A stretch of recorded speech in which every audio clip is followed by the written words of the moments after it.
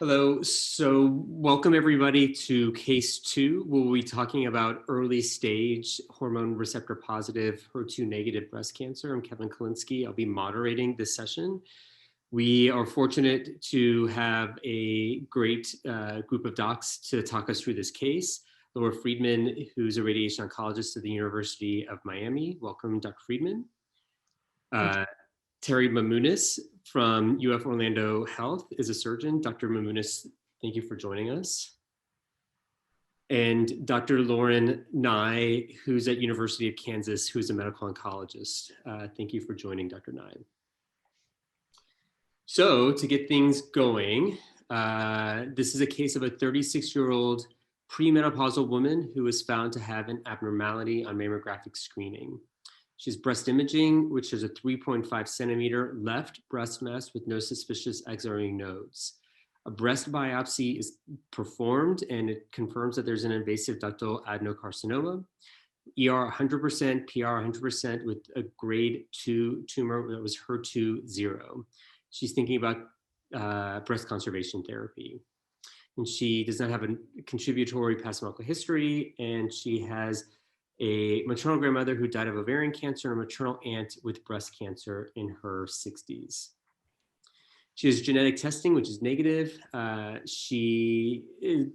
Fertility is discussed with her. She does not have any children and was considering this prior to diagnosis. It's a breast MRI, which documents no additional suspicious lesions. She opts for mastectomy upon further consideration. And she has a 3 centimeter breast tumor, which is grade 2. And for her sentinel lymph node procedures, there are 2 out of 3 sentinel lymph nodes that are positive, with the largest extent being 4 millimeters with no LVI, no external extension, and her margins are negative. So Dr. Nye, do you mind just talking us through genetic testing?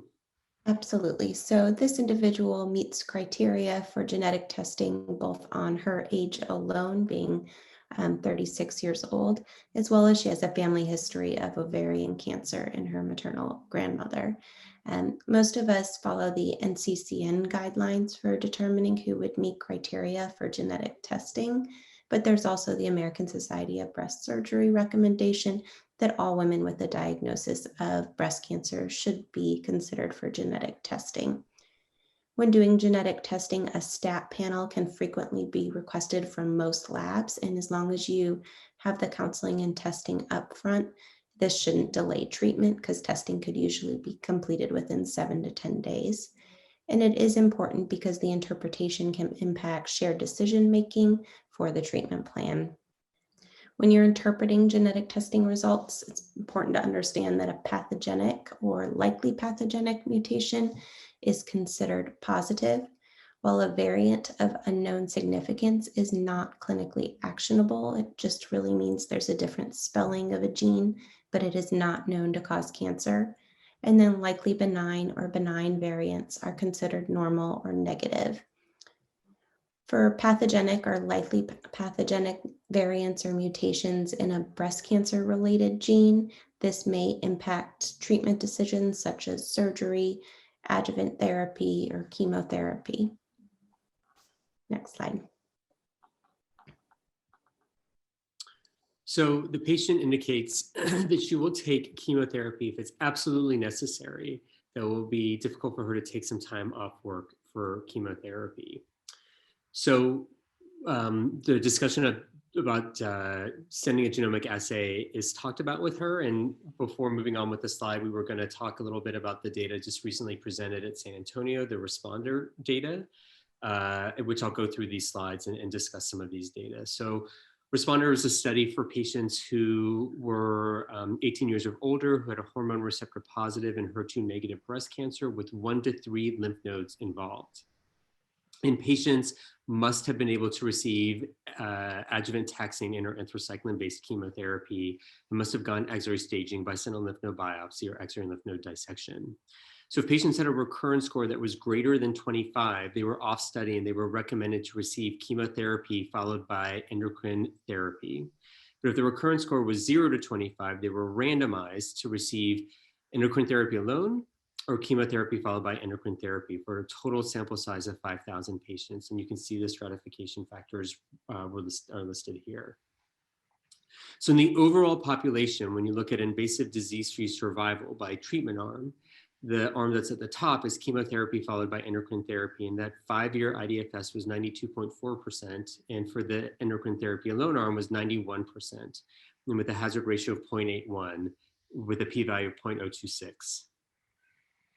And this, just to highlight, this was a, as part of responder, patients were being followed, and we were looking at, we had a pre-specified interim analysis, and based upon these data, so the data that were presented were 54% of the expected of the final analysis, it was felt that it was important that these data were released per the Data Monitoring Safety Committee and the National Cancer Institute.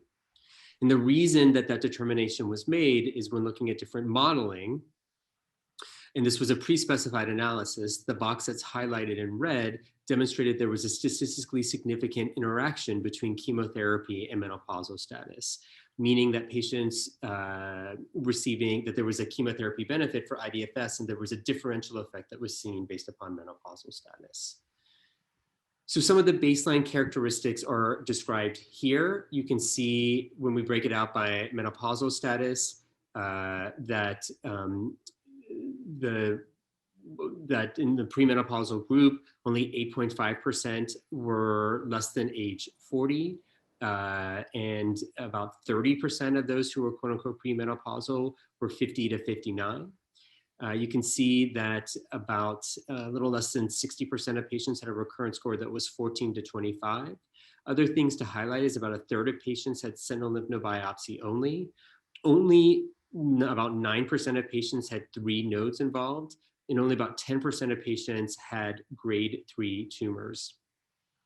And you can see also that the majority of patients had T1 tumors, with very few patients having T3 tumors. So when you look at the IDFS events when stratified by menopausal status, you can see that there was no statistically significant IDFS difference in the postmenopausal group, and that hazard ratio is 0.97. But if you look in the premenopausal group, again, this is for invasive disease-free survival, there was a 5.2% 5-year IDFS absolute difference that was statistically significant.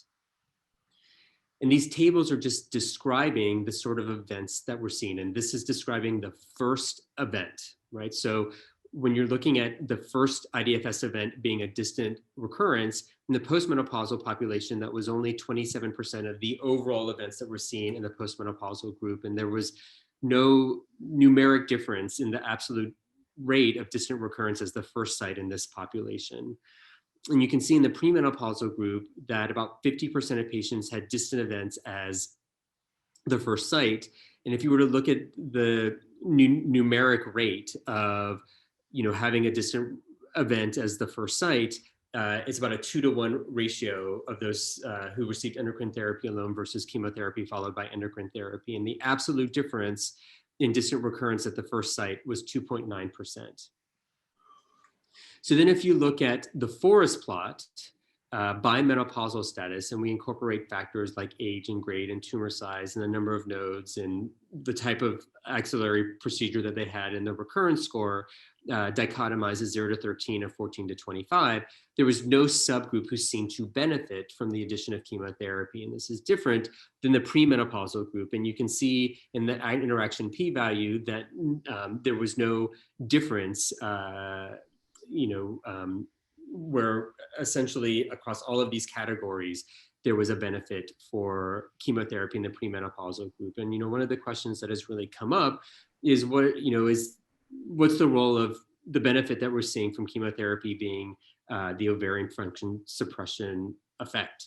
So, one of the landmark analyses that we reported was that when you're looking at the patients on the endocrine therapy alone arm, if you look at the about 16% of patients who received ovarian function suppression versus those that did not at 6 months, the hazard ratio was 0.73 and was not statistically significant. And we'll continue to follow this particular analysis because this is something that could be fluid, and it's possible that at 12 months or 18 months, for instance, that the rate of ovarian function suppression may differ. And then if you look at overall survival in the postmenopausal group, there was no statistically significant OS difference. In the premenopausal group, though the numbers are small in terms of the number of patients who, who were passing, the adjusted hazard ratio was 0.47 and a p-value of 0.032. And when we looked at breast cancer specific survival events, that hazard ratio remained about the same. So this particular patient did undergo oncotype testing, which was a score of 18. And for this particular patient who was premenopausal, as we discussed, this patient, when we dichotomized recurrence score 0 to 13 or 14 to 25, we could not find a subgroup when we look at this as a binary value for patients who did not benefit from the addition of chemotherapy. So Dr. Nye, if you don't mind just talking us through potential chemotherapy regimens and the use of anthracyclines or not. Great. So in terms of determining which chemotherapy regimen to recommend for this young woman, we can look back at the ABC trials, which tried to analyze the benefit of anthracyclines in early breast cancer. And in total, these trials included around 4,000 patients, but compared trials that included taxane and cyclophosphamide compared to trials with taxane plus adriamycin plus cyclophosphamide in women with HER2-negative breast cancer. So this did include triple-negative breast cancer as well as hormone-positive breast cancer. And it was a group of higher risk women, so node positive, or if node negative, then they were triple negative or with larger tumors or with high grade or high recurrence score. Next slide. And so in these trials, the patients were well divided between the anthracycline arm, the taxane arm, and the non-anthracycline arm, the TC arm. And 40% of patients included were node negative, and a third were hormone receptor negative, so triple negative. Next slide. And overall, there was a slight difference, a slight benefit to the anthracycline in the total population in terms of alive and invasive disease-free survival. The hazard ratio of 1.23 and a P of 0.04. Next slide. But when you broke that down and looked at those with hormone-negative breast cancer, so triple-negative breast cancer, that did seem to favor the anthracycline arm, although the p-value was not significant. And then in the hormone-positive population, you can see that those with positive lymph nodes had a trend to favor the anthracycline arm, where those that were node negative did not. Next slide. And so overall, the anthracycline-based regimen demonstrated a statistically significant improvement in invasive disease-free survival in patients with HER2-negative breast cancer.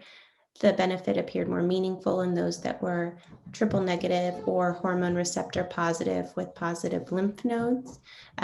But one of the caveats of this is that we do need longer-term follow-up and additional events to be reported before we can draw finite conclusions. So Dr. Mamounas, do you mind just talking us through this particular study and its implications? Yes, so the West German Plan B trial was actually a similar trial that actually had different endpoints, but one of the endpoints was to evaluate non-anthracycline versus anthracycline taxane regimen for treatment for HER2-negative early breast cancer. And as you will see, it included some triple negatives as well as ER-positive HER2-negatives. Next slide. So the design, as you see from the title, was either epirubicin cyclophosphamide ×4 followed by docetaxel ×4 versus TC docetaxel cyclophosphamide ×6, which is a popular non-anthracycline taxane regimen.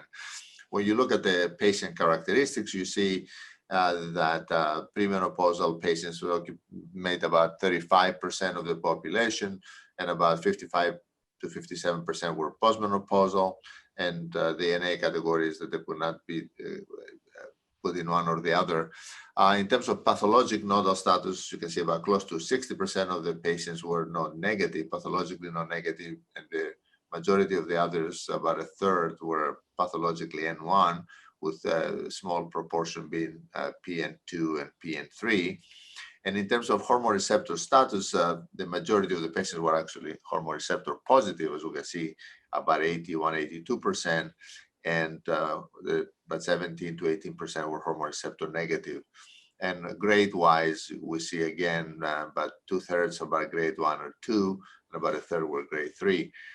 Interestingly, there were parts of the trial that utilized the recurrence score to make treatment decisions. And for this particular chemo question, based on other characteristics, even patients with less or equal to 25 recurrence score were included because they had other high-risk characteristics. And about 57% of the patients, 58%, were less or equal to 25 recurrence score, with about 21% of the patients being recurrence score over 25. The remaining were the triple negatives. Next slide. So when we look at the results of the study, actually did not confirm what the ABC trial had shown. In this study, the EC or the TC times 6 did not seem to be inferior to the EC followed by docetaxel times 4 each, as you can see in terms of disease-free and overall survival. So again, we have studies that show a benefit from the anthracyclines. This one did not.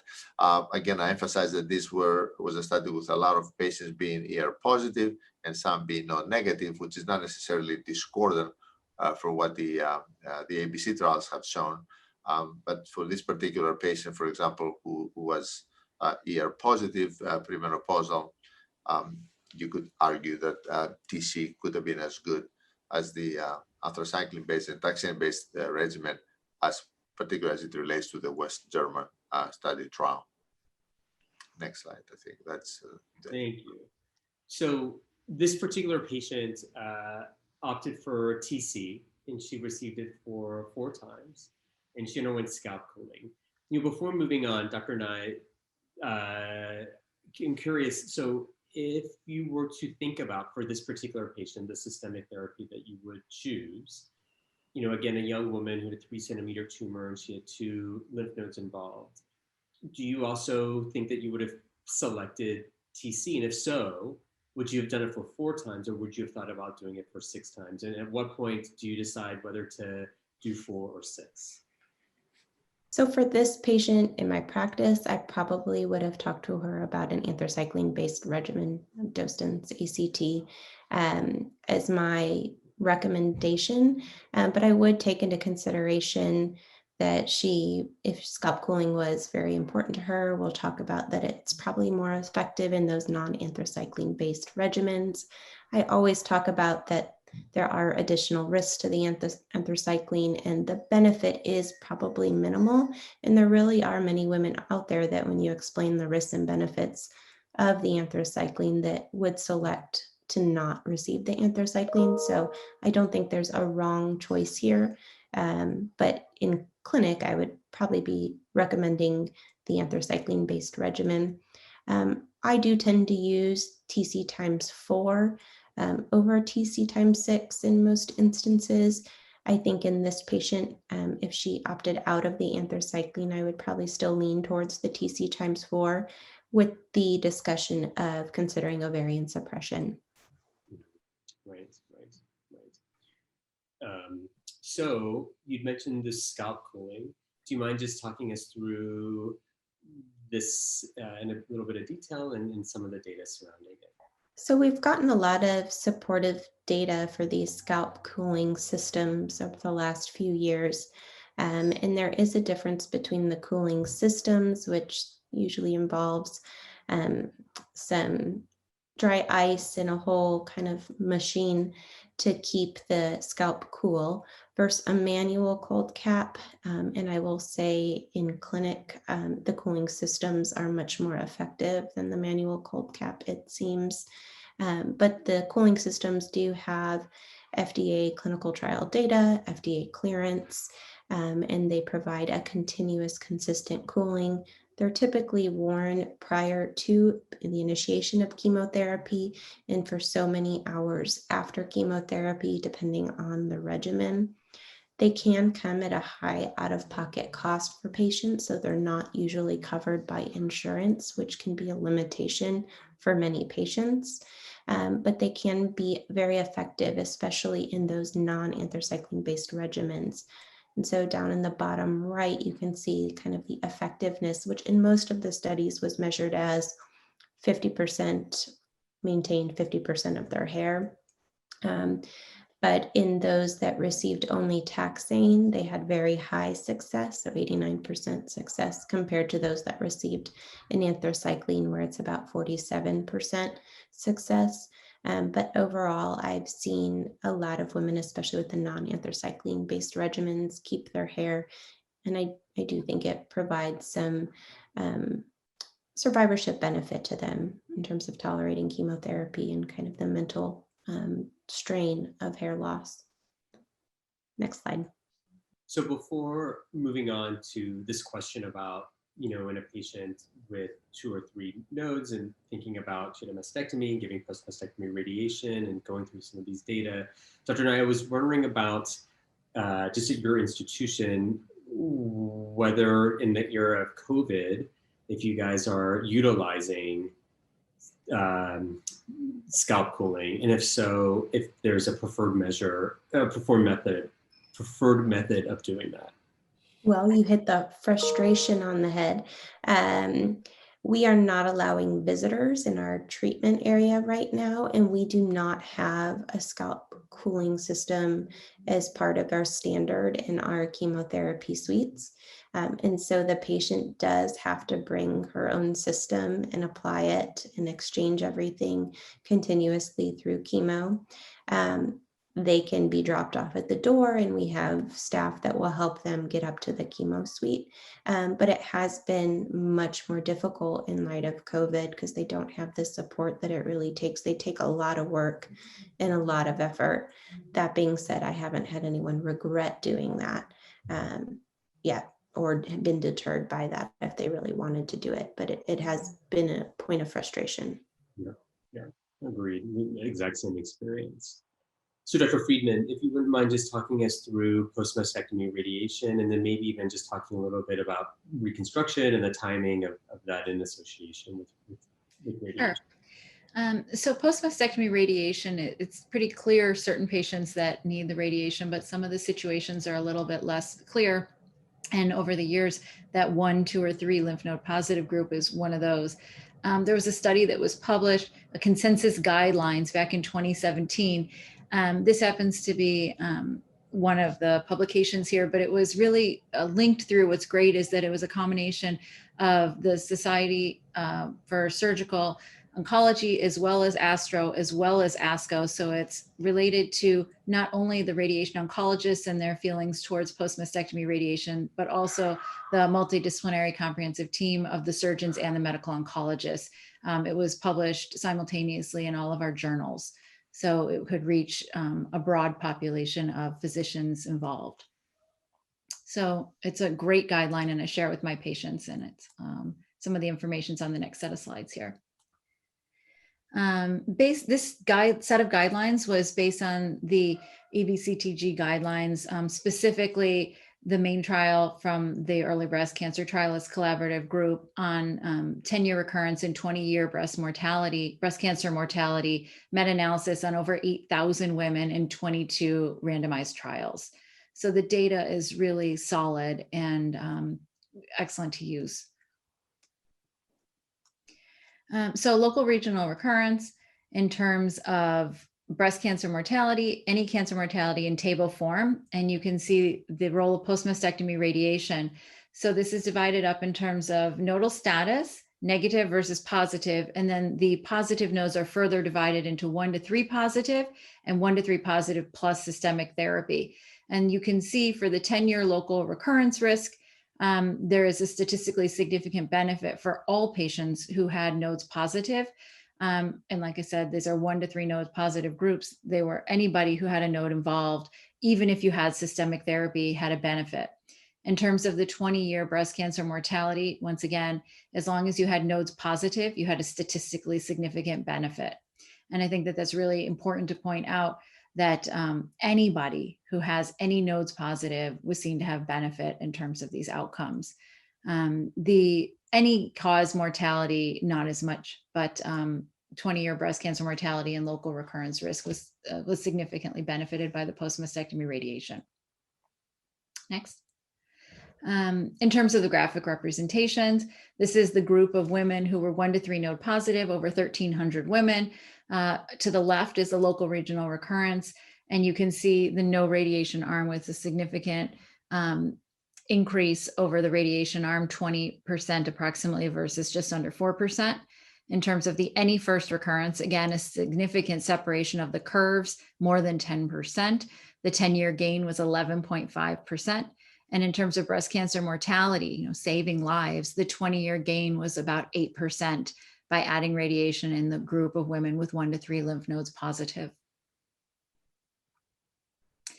Again, as mentioned earlier, the benefit was seen even if the women received chemotherapy. So, people do question, can chemotherapy make up for the radiation? And the answer here, and recognizing that some of this data is older, but still, there was a significant benefit for adding the chemo for patients who had chemo, adding the radiation on top of it. So this is, again, 1 to 3 node positive, mastectomy, axillary dissection, and systemic therapy, local regional recurrence, 4% versus 21%. The 10-year gain in any first recurrence, 33.8% to 45%, and breast cancer mortality went from 41.5% up to 49.4%, nearly an 8% 20-year gain. Next. So there were a couple of focus guideline questions in this published guideline. Specifically, is post-mastectomy radiation indicated in patients with a T1 to T2 tumor with 1 to 3 lymph nodes positive who undergo the axillary node dissection? Is it recommended for patients with a positive sentinel node biopsy who do not undergo the completion axillary lymph node dissection? Next. And basically, with regards to the first question, the patients who have had the axillary node dissection, the panel unanimously agreed that post-mastectomy radiation reduced the risk of local regional failure, any recurrence, and breast cancer mortality in patients with a T1, T2 tumor with 1, 2, or 3 nodes positive. And that's the data that we just looked at. The bottom line is the data supports the fact that post-mastectomy radiation provides these benefits. The question is, and this is the question that I really have a conversation with about all of my patients who come through in this situation, is some subsets could be at such a low risk of recurrence that the benefit is outweighed by the toxicity. So I think that everybody agrees that there is a benefit. The question is exactly what is the benefit and exactly what is the toxicity. So we need to look at all of those individual things for any individual patient. Age, life expectancy, comorbidities, tumor size, lymphovascular invasion, single lymph node positive, small size of nodal metastases, and put it all together. So the types of conversations that I have with my patients are you 36 years old like this patient is? Are you 63 years old? Did you have 1 lymph node positive and it had 2 millimeters of disease involved? Or did you have 3 lymph nodes positive and the largest lymph node was 3 centimeters? Those two patients are clearly very different. So if you have a 36-year-old patient with 3 lymph nodes involved, or even 2 lymph nodes involved, but they were 2 centimeters in size, versus a 67-year-old patient who had 1 2 millimeter lymph node involved, big difference in the likelihood for risk factors. Is it left-sided? Is it right-sided? Are they undergoing reconstruction? The percentage of positive nodes, even for patients who have had a lymph node dissection, was it 1 lymph node out of 15? Was it 3 lymph nodes out of 6? 50% is a big difference as compared to somebody who may be 7 or 8% positive. So it's really recommended to have a conversation. Multidisciplinary decision-making is recommended. And the patient really needs to be involved in some of these conversations because their value in terms of what constitutes a benefit is very important. For some people, a small benefit is worth every gray of radiation. And for others, they're quite content to say, you know, I've done this. I think that for me, I don't need to do the radiation based on the likelihood of the benefit with the associated risks. With regards to the sentinel lymph node biopsies and these group of patients, data based on extrapolation from the randomized trials of patients treated exclusively or predominantly with breast preservation and whole breast radiation plus or minus axillary radiation. The panel recommends that these patients receive post-mastectomy radiation only if there is already sufficient information to justify its use without needing to know that additional nodes are involved. So you want to take into account what your consideration is at this point. And if you are already pretty sure that you're going to give it, then you're already set. But, you know, we don't want to necessarily just provide the radiation if you need the additional information from a nodal dissection.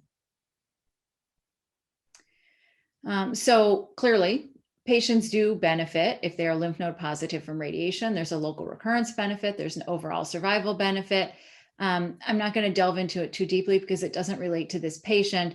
But if you have a positive margin, if you have T4 disease, inflammatory breast cancer, 4 or more lymph nodes positive, these are clear indications for post-mastectomy radiation. But for the 1, 2, or 3 lymph node positive patients, we absolutely want to individualize the treatment, looking at the risk-benefit ratio and putting it all together. We were mentioning a little bit earlier that many of these patients are going to undergo reconstruction as part of their therapy. And obviously the reconstruction has to be sandwiched in between the planned oncologic therapy, radiation, chemotherapy, and the definitive surgical management being oncologic, with the reconstruction being certainly a very important part for the patients, but not a piece of the oncologic management. And, you know, at least 50% of patients undergoing mastectomy will proceed with some sort of a reconstruction as well.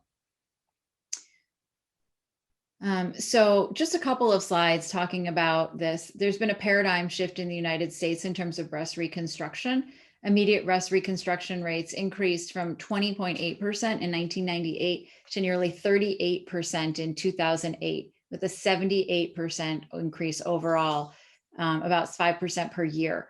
So we're really seeing a lot of women who are doing this, and the number of bilateral mastectomies increased on average from 17% per year. On average 17% per year, and that was statistically significant. The rates of implant reconstruction increased after both bilateral and unilateral mastectomy, but were greater for the patients who had both breasts removed. Just a little graphic representation, you can see there are different types of reconstruction methods, including the implants and the autologous. Autologous reconstruction has seemingly remained fairly stable, maybe even a little bit lower. Implant reconstruction has clearly gone up, and that's where your curve is following with breast reconstruction in general. So the significant increase seems to be with the patients undergoing implant reconstruction, leading to an increased number of women overall undergoing reconstruction. In terms of just, again, more trends, this was another paper that looked at it, that from 1998 to 2007, reconstruction increased from 46% to 63%, with an increased use of implants over time and a decreased use of autologous. And again, an increased bilateral mastectomy rate. So radiation and reconstruction, how do we feather them together? I often use the term frenemies. You know, they kind of get along, but either one of them might be better off without the other. And that's because of the interactions that they each have in terms of the maximal benefit and side effects as related to each of the individual issues and treatment modalities. So this is just, this came out of the JCO, breast reconstruction with post-mastectomy radiation. And it's just a little bit of a how-to in terms of the timing. So for any patients who were suspected to need radiation after they undergo their mastectomy, it's just taking a look at if you think they're pretty unlikely to need post-mastectomy radiation, then immediate or delayed implant versus autologous reconstruction, basically whatever the patient prefers, because it's not really going to be dependent upon anything else. If patients were unsure in terms of whether or not, or we're unsure whether or not a patient's going to need post-mastectomy radiation, you can place the temporary tissue expander. For patients who definitely need radiation afterwards, we know that they have numerous lymph nodes involved prior. Placing temporary expanders at mastectomy is a great option. And then with either one of those, 2 to 4 months after the chemo and the radiation are complete, you can remove the tissue expander and complete the process of either autologous or implant-based reconstruction. If a patient is truly undecided or has a complication at the time of their mastectomy, delayed reconstruction is recommended. One thing to point out is that the risk of reconstructive failure with implants pre and post mastectomy radiation is about 20%, and risk of complications in general is about 40%. This may be a simple capsular contracture or just cosmesis, and it's particularly noticeable in the patients who are undergoing a bilateral mastectomy because there's sort of a control side. You know, the one that hasn't been radiated may be prettier. But patients really need to be aware that this rate is much higher than a patient who's not undergoing radiation, which the rate is typically less than 5%.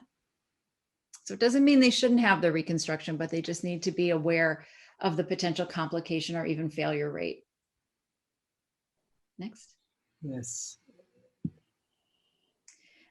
So additionally, although I've just described the complication rates for the implants themselves and the failure, which is what the patients really notice, the radiation oncologist can really be challenged by reconstruction related toxicities such as planning artifacts, poor dosimetry, hot spots, difficulty covering the targets that we need to cover, excess dose to critical structures, and one of the most concerning ones, which is a delay of the radiation. So I just have a couple of pictures here. You can see on the slide on the left, you have a natural breast on the right side and the implant or reconstruction on the right side. And what you can see there is that the natural breast sort of falls away and out to the side. And that's beneficial because you don't have to treat the side that doesn't need it, whereas you can treat the chest wall and reconstruction on the involved side on the left. Slide B, the side on the right, you can see that with 2 implants in place, it's a bit more challenging to get around the implant breast on the left side, and you end up treating part of the reconstruction on the right side because it doesn't fall out of the way.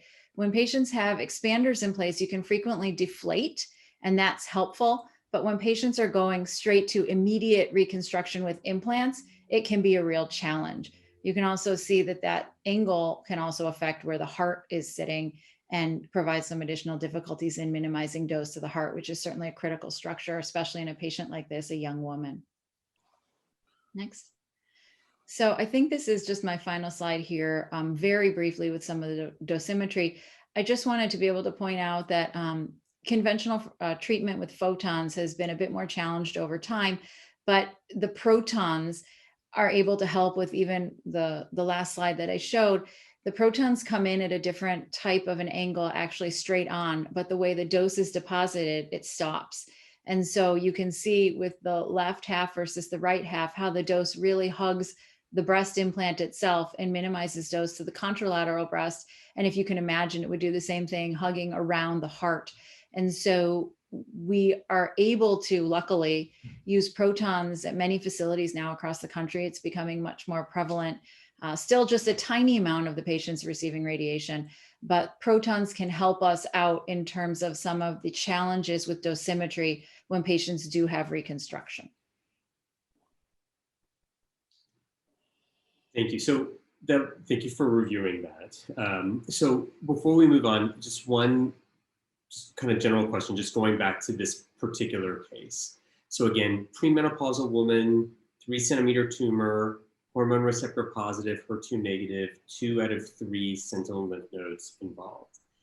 If you were seeing this patient, would you recommend, understanding all the caveats that you gave just in terms of, personal preference, et cetera, would you recommend post-mastectomy radiotherapy? Would you feel as strongly in doing that if with her particular subtype of breast cancer compared to if this was triple negative breast cancer? And then just in terms of the additional information of LVI, how much does that really sway your decision? So for this patient, she was not one, but 2 lymph nodes involved, and her largest size of the metastasis was 4 millimeters, which is not very large, but it was a macrometastasis.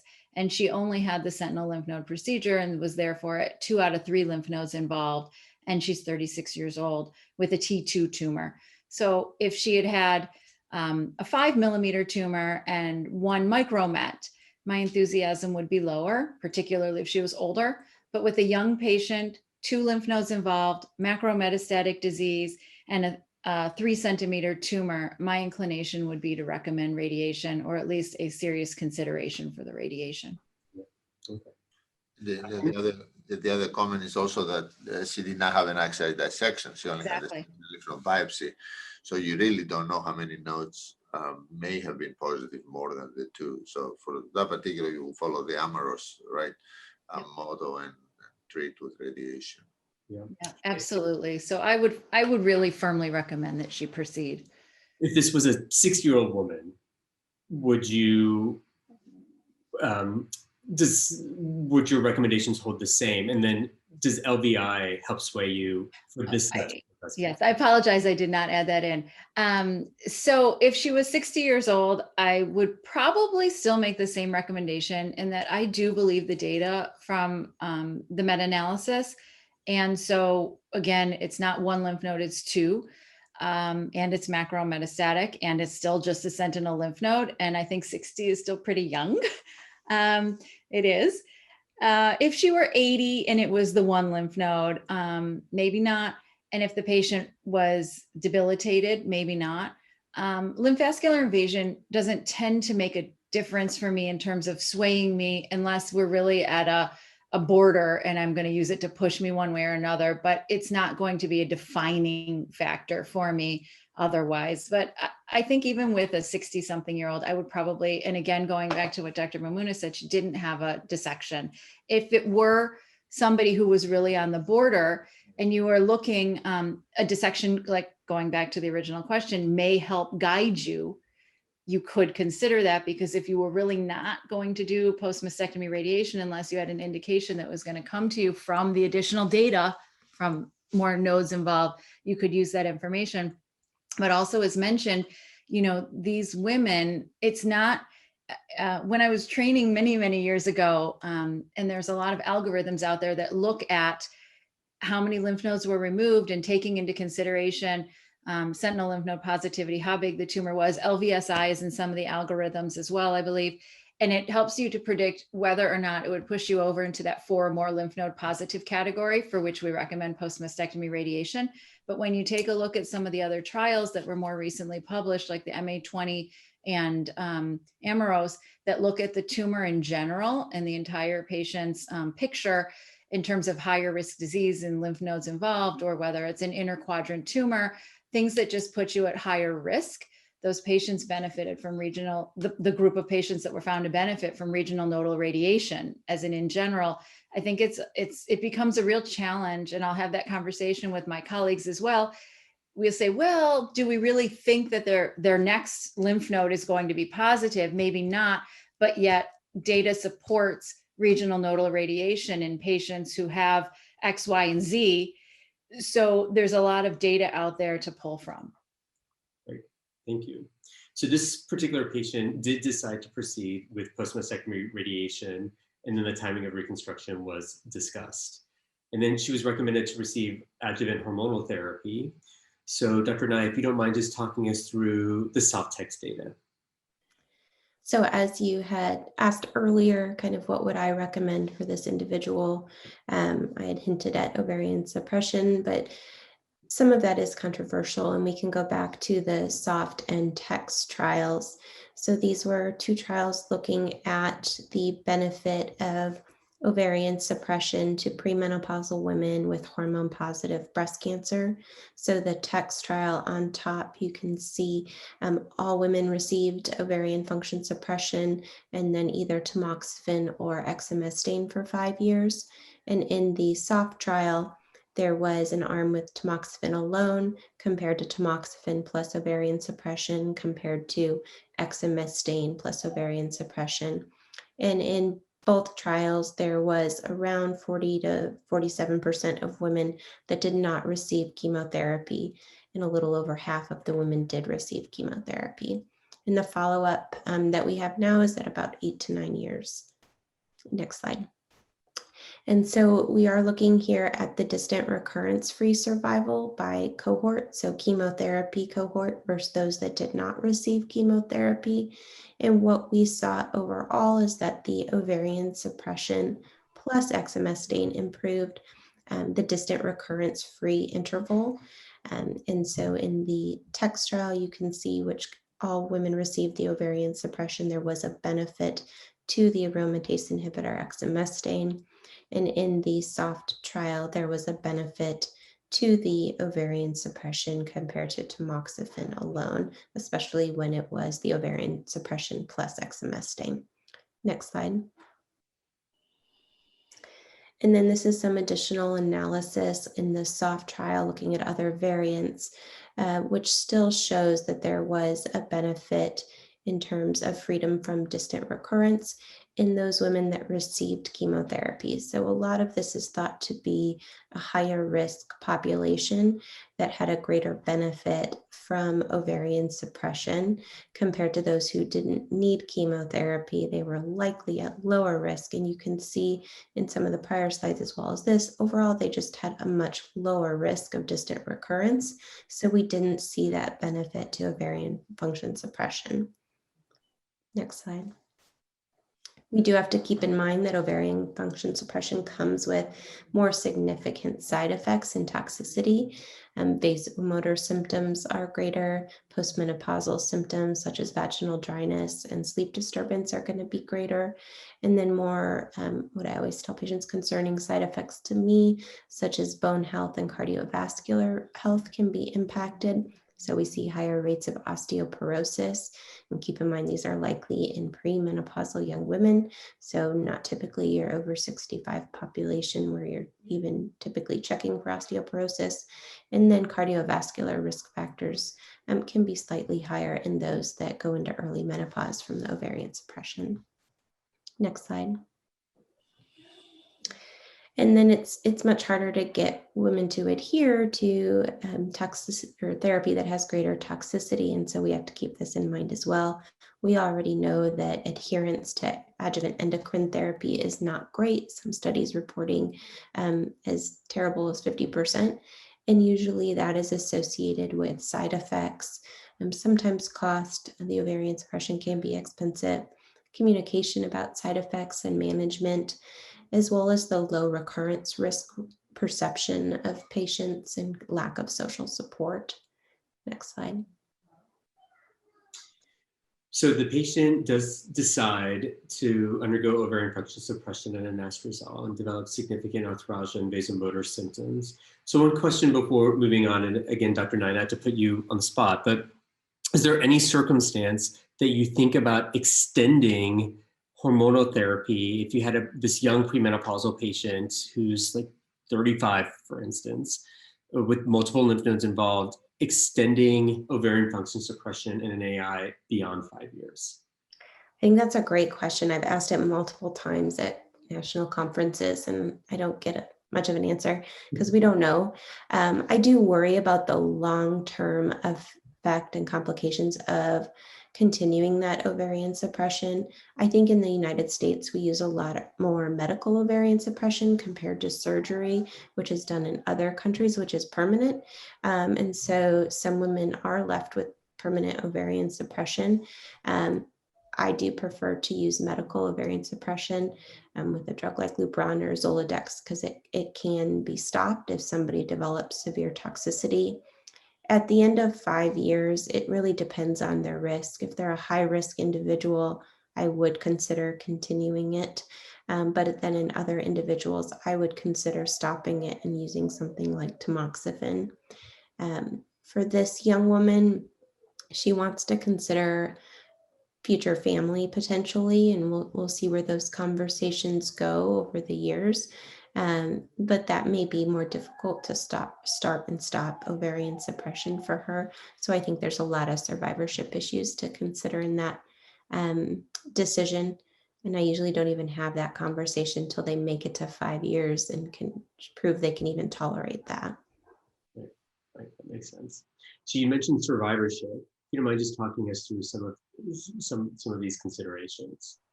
So there's a lot of survivorship issues that can come up with the treatment of early stage breast cancer. I really like to refer to some of the resources that are already out there. So the NCCN does have a survivorship section for all comers, but it does cover management of vasomotor symptoms and vaginal dryness for women. And then the ACS and ASCO have a specific recommendations for breast cancer survivors as well that covers a lot more of these issues listed here. We do see a lot of weight gain, especially with our adjuvant endocrine therapy, fatigue, pain, joint pain, arthralgias. We have to worry about recurrence, and that can also have psychosocial issues, as mentioned on the slide, fear, anger. In this patient, she's 36, and so she is not at the peak of her fertility. And so if she was unable to get adequate fertility preservation upfront, that may be really challenging for her going forward. With the joint aches, which I think this patient was experiencing, there is a lot that we can do as medical oncologists to try and assist with that. So there's been some trials that have looked at exercise and have shown that to be helpful for mitigating AI-related arthralgias. There was a pilot study done, an early phase study of omega-3 fatty acids that showed maybe a hint of benefit in overweight or obese women on AI. And so I think that there's a lot that we can do to try and help women tolerate these drugs better. So going on to the fertility preservation part that comes up, it's really important that this is addressed on intake. So at navigation or at the time of diagnosis, a simple question of has the patient completed their family that a nurse navigator could ask and make sure that they get navigated to the right providers. And so we navigate our patients to our reproductive endocrinologist and infertility doctors who do oncofertility. And they can really assist in that discussion of realistic expectations and how to move forward with preserving fertility. It's important that the patient has a good understanding of their breast cancer diagnosis and potential risks and outcomes, as well as a good understanding of their reproductive potential and how easy or difficult may it be to move forward with fertility preservation prior to starting on any treatments for their breast cancer. And keeping in mind that there's multiple options, they may not be ideal to each individual patient. So you have to respect what that patient has in mind, but embryo banking or egg banking, if they don't have a partner, surrogacy or adoption. And the Oncofertility Consortium is a really great resource to get better understanding. And they do a lot of trial work in fertility preservation for young women and men. So this particular patient, thank you, remains on ovarian function suppression and anastrozole at year 4, wants to know whether to extend beyond 5 years. So Dr. Mamounas, in the next 15 minutes or so, if you just don't mind talking us through some of the data regarding extending hormonal therapy and also genomic assays that may be available for our patients. Sure. Yeah. So we know that ER-positive breast cancer is a disease that patients continue to exhibit risks of recurrence past 5 years. In that updated of the overview analysis in 2000, we saw that about half of the recurrences occur from year 5 to year 15, and about 2/3 of the deaths actually occur from year 5 to year 15. So, and there continues to be a risk of recurrence that, although it gets a little bit lower as time goes by, it continues to exhibit itself. Next. So let's go back one slide. So we know that initial trials had shown the initial B14 trial that evaluated longer duration of tamoxifen versus shorter duration, 5 versus 10 years, did not show benefit And then, of course, after that, the ATOM trial and the ATLAS trial, two large trials, evaluated 10 versus 5 years of tamoxifen. And although, again, these two trials, the early results did not show a lot of benefit from the longer duration, with more follow-up, and as you can see here from the curves from the ATLAS trial, we see that the benefit emerged, particularly after 9 to 10 years of follow-up. But you can see 5 years of follow-up. So you can see between year 10 and year 15 is when the lines deviated. So the ATLAS trial, as you see here, shows that 10 years of tamoxifen was significantly better than 5 years in terms of recurrence, as you can see on the left panel, breast cancer mortality, as we can see in the middle of the slide, but also overall mortality. This is actually the only extended adjuvant therapy, endocrine adjuvant therapy trial that shows a mortality reduction. Most of the other ones that we'll be talking about show mostly recurrence reduction. Next slide. And of course, this becomes also important for patients that start with tamoxifen and then either they are or become postmenopausal, and then we sequence the treatment with an aromatase inhibitor. So an update of the overview analysis looked at the effect of extended adjuvant endocrine therapy with aromatase inhibitors either after tamoxifen or a combination of tamoxifen and aromatase inhibitor. So when you look at the graphs here, this shows the patients that took 5 years of an AI after 5 years of tamoxifen. And as we can see here, it's clear that the addition of the AI sequentially significantly improved recurrence for about 5% on the left panel. Also improved distant recurrence, but about close to a 3% absolute improvement. And also borderline significantly improved overall breast cancer mortality, as we can see, by about 1.8%. So this is actually the largest benefit we've seen with sequential endocrine therapy is for patients that received tamoxifen followed by an AI. Next slide. When they looked at trials that extended the AI after 5 to 10 years of tamoxifen plus AI, in other words, the first 5 years was a sequence of tamoxifen followed by an AI, and then another 5 years of an AI were given, the benefits were smaller. They were statistically significant as far as recurrence and distant, and actually only recurrence, as you can see, with about 2.5% difference in the left slide, but they weren't statistically significant in terms of distant recurrence, with only about 0.1% difference, or overall mortality, which is only about 0.5% difference, which was not statistically significant. Next slide.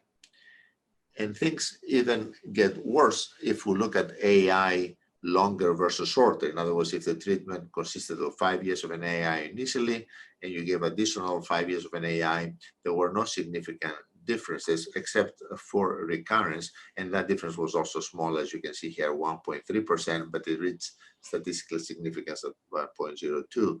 But for distant recurrence, the difference was 0.3%, not significant, and also, of course, there was no significant improvement in mortality. So as we can see, in that setting of a tamoxifen followed by an AI and then extended AI, or AI followed by extended AI, the benefits are actually very small. Next slide. So we need to actually identify patients that actually benefit from this treatment. In this slide, actually, the overview analysis combined the trials of 5 to 10 years of tamoxifen plus AI and trials of 5 years of an AI. In other words, where an AI was either alone as a component of the treatment.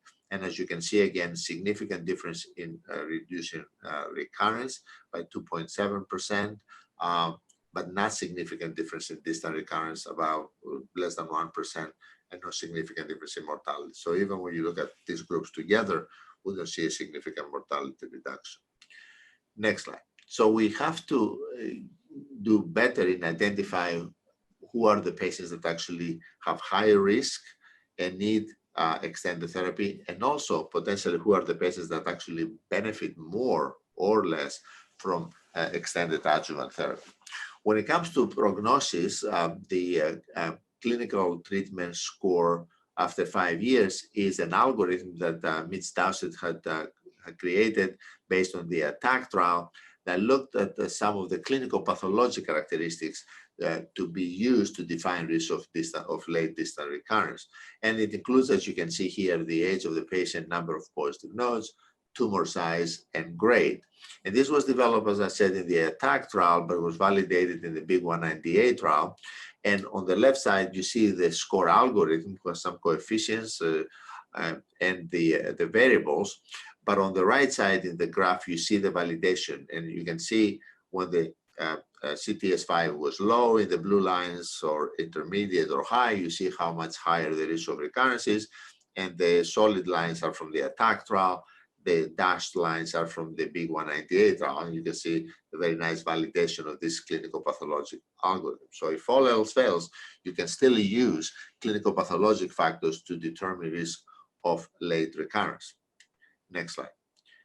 But we have gone a step beyond that, and we actually now, as we use genomic profiling for early recurrence for early stage breast cancer, we have found that we can use the same particular commercially available classifiers to predict risk of late recurrence. And here we see a summary of the main commercially available classifiers, such as EndoPredict, that was validated in the ABCG 6 and 8 trials to predict, as you can see, early as well as late recurrence. The breast cancer index in the TransATTACK trial predicted risk of recurrence from 5 to 15 years. And also the PAM50 ROR in the ABCG8 predicted very nicely recurrence from 5 to 10 years, as well as 10 to 15 years. And finally, the 21-gene recurrence score for patients with a high ER by the genomic test was predictive of risk of recurrence in the B14 trial, late recurrence. Next slide.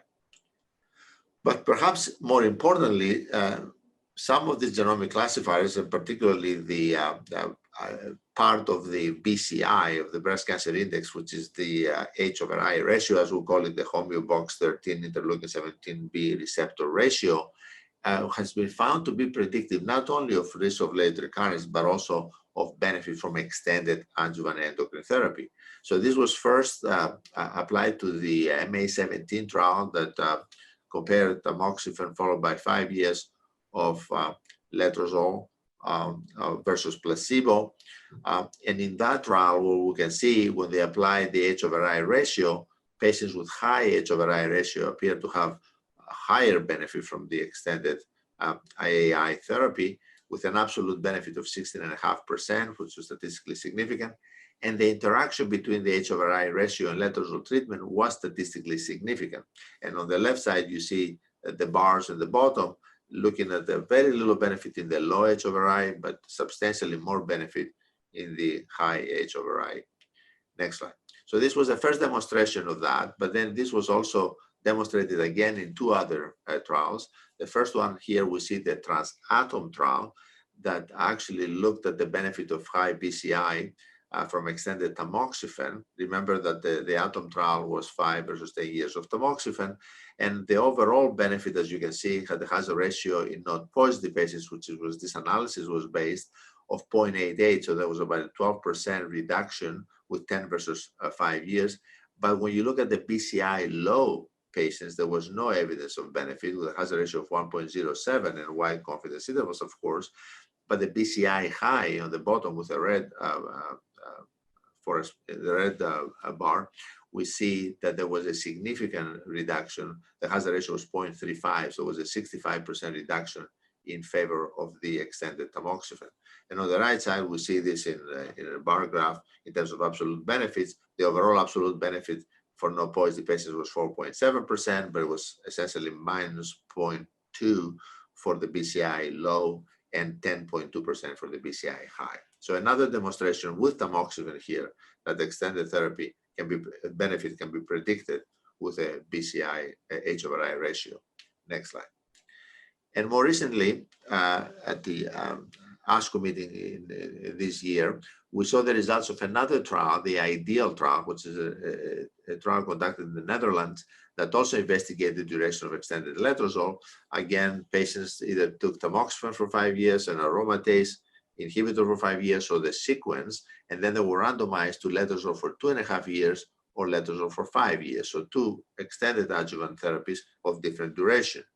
But 88% of the patients received aromatase inhibitor only in 29%, or the sequence of tamoxifen and AI, the other 59%. So 88% of the patients received some form of an AI, either exclusively or in sequence. And then 73% of the patients had lymph node positive disease. And the overall hazard ratio for that cohort of patients that was examined, the HERZ was examined, was 0.98. So there was an 8% reduction with the extended 5 years versus 2.5 years. Next slide. But when they apply the HERZ ratio for this, the overall benefit, as you see on the left panel, was 4.9% with overall 10 years versus 7.5 years. But for the overall HERZ low, the benefit was 0.5% and not statistically significant, as opposed to the right side, the overall HERZ high, where the benefit was absolute 9.8% and relative reduction 0.42. So still a significant reduction for the HERZ high. Again, this overall cohort included both N0 patients, 27%, and node positive patients, 73%. Next slide. And they also looked at a cohort that had any AI treatment up front, excluding those that had tamoxifen only as the first treatment. And the results essentially were the same. The overall benefit was 6.1%, hazard ratio 0.62, and for the HERZ low, only 1% benefit, hazard ratio 0.9. And on the right side, HERZ high, absolute benefit 11.8%, and hazard ratio of 0.34, so a 66% reduction. These results are also concordant with the results of the Transatom and the MA17 trial relative to the predictive benefit of the breast cancer index. More results will be coming for additional analysis of other trials. Next slide. Next slide. I think that's the last slide. So again, I think we need to do better in defining who needs extended endocrine therapy, and more importantly, who benefits from extended endocrine therapy. And there will be other ways of doing so, including circulating tumor cells or circulating DNA. But again, what we have now in our armamentarium is clinical pathologic algorithms and these genomic classifiers that are commercially available. Yeah, thank you, Dr. Mamounas. That was great. And I think your point is extremely well taken in terms of where the future may be lying, right? With these markers that could change over time, like circulating markers that can be, maybe not only prognostic, but potentially predictive. And, we have oral SERDs that are the metastatic setting that could, that are being evaluated now in the early stage setting. So, this is where we are now, but things will certainly be changing. So that was a great conversation. We're at almost exactly the time limit. And I just want to thank everybody for the active conversation. And I look forward to see where things are this time next year and see whether or not some of the things that we talked about in terms of the future frontier, whether we'll have some information about that at that time. But thank you, everybody. Everybody be safe. And hopefully this time next year, we'll be all together in one room. Thank you. Thank you.